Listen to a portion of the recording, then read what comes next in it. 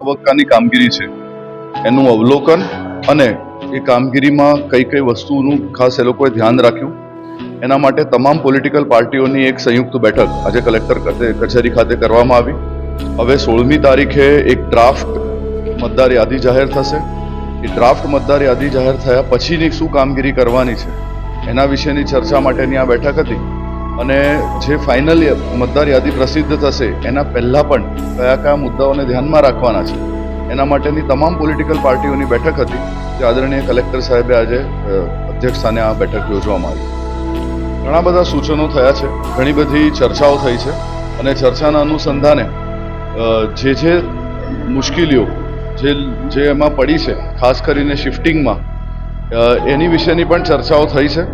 ખૂબ જ સકારાત્મક માહોલમાં આ બેઠક પૂર્ણ થઈ છે અને આવનાર દિવસોમાં જે ડ્રાફ્ટ યાદી પ્રસિદ્ધ થશે એ ડ્રાફ્ટ યાદીમાં પણ જે લોકોના નામો બચી ગયા હોય એ લોકોને ફોર્મ 6ના માધ્યમથી ભરીને એ મતદાર યાદીને હજુ સુદૃઢ કરવાનું એક કાર્ય થશે એવી જોગવાઈ આદરણીય કલેક્ટર સાહેબે અમને આપી છે.